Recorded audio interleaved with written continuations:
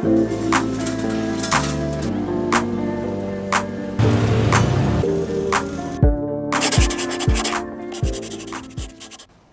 y'all, welcome to Fortune Travels, your destination for all things food, travel, and spirituality. Come with me on this journey as I go inward while eating around the world and enjoying traveling. In this video today, I'm going to take y'all on a journey to find a Michelin star restaurant / street food stall that I can eat at before I fly out in 6 hours. I don't know if this is completely possible because I've heard of the horror stories of the lines and that most of these Michelin star restaurants, especially here in Bangkok, they end up running out of food within the first 2 hours, hence the lines. So let's see if I make it. I had just arrived from Chiang Mai at around 5 a.m. in Bangkok via the sleeper overnight train.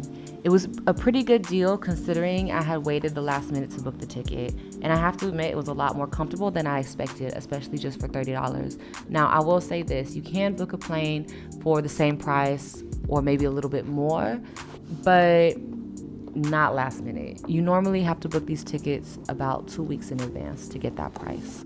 And your girl was not on top of it. After dropping off my stuff with a friend, I headed over to the street food to get an early morning snack. And let me tell you right now, I was pleasantly surprised, as per usual, about how many options I had to choose from. This is probably what my favorite thing is about the Bangkok street markets, and probably what makes them so famous. It's that not only is there always something new to eat, but you can go to these markets like 100 times and still eat something new every single time. And probably not even eat everything. But in this moment, I was in need for something sweet, and I had went to several stalls before I finally found the right one next to a noodle restaurant that a friend had recommended a few weeks ago. Now, I don't know what initially drew me to these pancakes. I don't know if it was the color. I don't know if it was the promise that the purple one was going to taste like taro or ube or whatever you call that purple sweet potato or white and purple sweet potato that you have in your country. But I just knew that I had to try it because it was calling my name. And at the moment, I didn't know what they were made of exactly, but looking back now, I definitely know now that they have rice flour in it. Because rice flour has this like chewy consistency that just makes everything delicious. And honestly, if it was up to me, I would open up a rice flour based pastry shop. Sorry for the bad camera, but this is amazing. Yeah.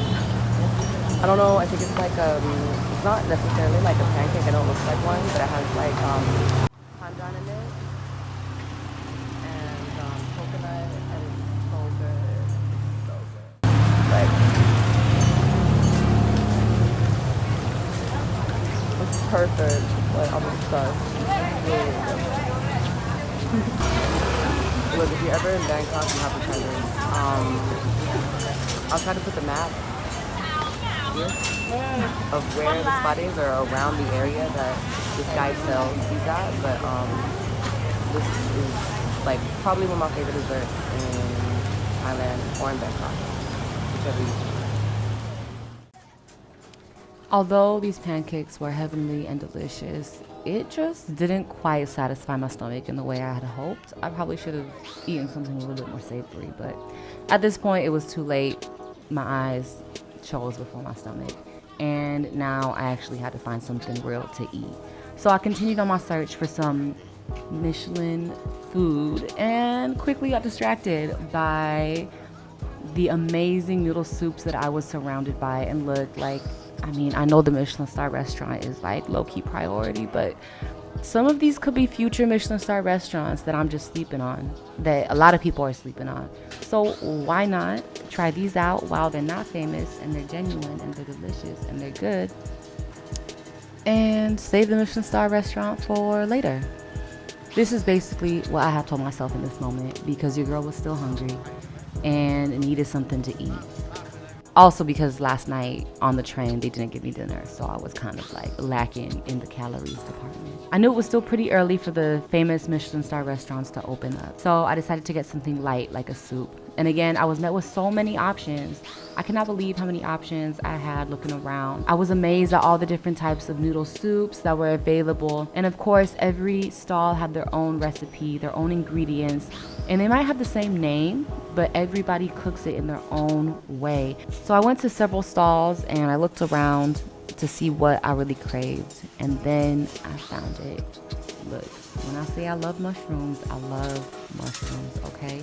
You can grill them, you can fry them, you can saute them, you can bake them in a quiche. Like, come on, there's so many ways you can do a mushroom. But I feel like here in Thailand, they have a particular way of working with these mushrooms that some other countries just don't have, okay? It's that sauce that, I'm sorry, but like America doesn't have, okay? We are like definitely slacking in the mushroom game. Probably because they're too expensive in the States. I would say that's part of it. But anyway, I finally found the soup that I wanted, which is a mushroom-based soup.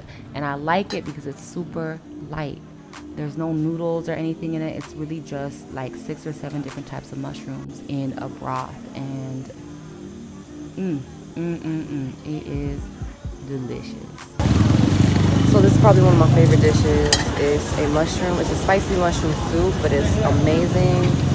It's delicious. It has bamboo. It's so good. But real quick, let me just clarify. She let me film her making her soup because at the end of the day, it's the broth that holds everything together. I feel like the sauce, the secret, the flavor is in the broth. I don't think she's gonna give her that recipe so easily. But she did let me film what the added ingredients were for the stew, or for the soup was.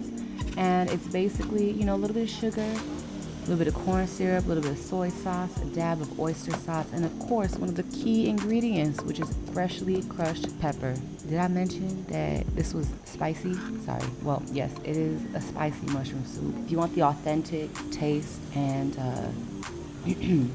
experience, go ahead and get the Thai spicy. And one of my favorite things about Thai cooking is they always taste the broth when they make soup. And I love this, you know, they don't just make sure that their food looks good, but they make sure that it tastes good. And she tastes the broth of every single bowl that she makes. I've literally sat there and like watched her make other bowls for other people. She makes sure that the broth is good, that it's set for every single customer that she has. And I just love this amount of care and love that she puts in her cooking because, like I said earlier, or maybe I didn't, you don't see this a lot, especially when you go to a restaurant. People, I think like having the kitchen in the back away from the tables kind of disconnects the chef from the people that they're serving. And here on the street, you know, I see what the chef is putting in the food, and the chef sees me, you know, appreciating her putting in all of this effort and thought and care into what she's making. And I feel like that is what makes street food so delicious. And then that kind of ties it all together. And look, I'm getting hungry just watching this video. And if you're getting hungry too, make sure to hit that subscribe button so you can see more street food videos and more videos about travel, food, and spirituality. So first impressions of the soup, it's really hot, and I think I burnt my tongue. And it's really spicy, but it's good. Like, oh my God, it's so good. I think it's one of my favorite dishes in Thailand.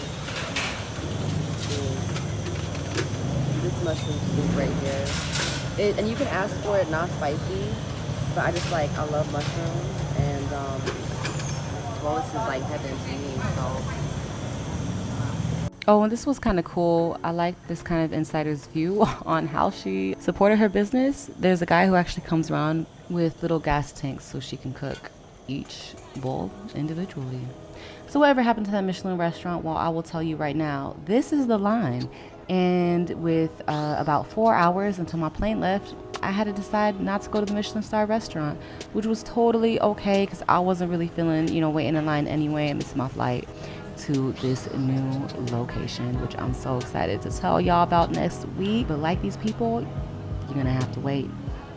And like this dude, I'm gonna take a smoke. No, I'm just joking. But anyway, I hope y'all have a wonderful week, and thank y'all so much for watching. Make sure to like and subscribe this video and comment below if there's any other places you would like to see me visit. And please, please, please try to get some Thai tea. Okay, this is a guy making Thai tea right here, and let me tell you, this is one of the best drinks on earth. Okay? I don't care what nobody says.